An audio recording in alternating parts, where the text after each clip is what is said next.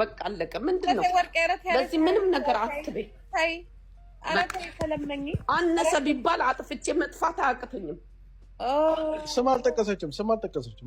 ስለምን አለ ማንም ስም አልተጠቀሰም። መብቷ እኮ ነው እንደዚህ ማለት በቃ እንትን ይበሉ ማለት ነው። በቃ አለቀ። እኔ አጥፍቼ መጥፋት ካቃተኝ እኔ ማለት ነው በራሴ ተነሳሽነት እንግዲህ ለወይዘሮ ወርቄ የሆነ ነገር ልበል።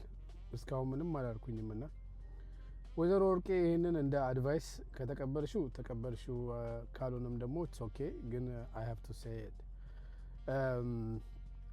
ወንጀሎችሽን ከሀገር አቀፍ ወደ ኢንተርናሽናል እያደረግሹ ነው።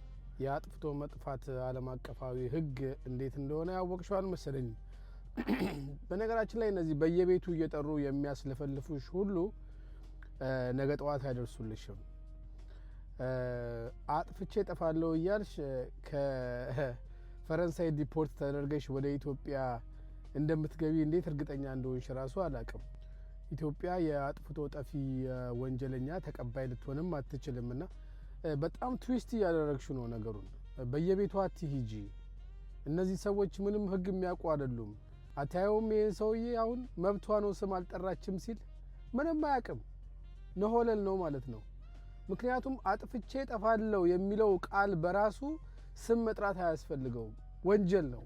ነገሩን በጣም እያጦዛችሁት ነውና ሴትየዋ ላይ ኃጢአቷን ባታበዙባት ጥሩ ነው። አንቺም ከቻልሽ ከዚህ ፕላትፎርም ለተወሰነ ጊዜ ብጣፊ ጥሩ ነው። ምክንያቱም አሁን እያደረግሽ ያለሽው ነገር ጥሩ አይደለም። ራስሽን እየተቆጣጠርሽ አይመስለኝም። እኔ የዛ የድግስ ቤት ብረድስት የመሰለ እዮዳብ የሱን ኬዝ ነው ይዘዋለሁ። እኔ ነኝ ያዝኩት። ችግር የለም፣ እኔ ራሴ ጨርሰዋለሁ። ያንቺን ግን የያዙት ሰዎች በጣም ከባድ ሰዎች ናቸው በእውነቱ። እኔ የለውበትም። ግን እንደው እንዳንድ ኢትዮጵያዊ እንደ ሀገር ልጅ ትክክል እንዳልሆንሽ ልንገርሽ ብዬ ነው እንጂ ምንም ውስጥ የለውበትም። ኦኬ። ግን በጣም ትልቅ ሲቹዌሽን ውስጥ ነው ያለሽው። ራስሽን ከሚዲያ አጥፊ ከቻልሽ። መልካም ቀን።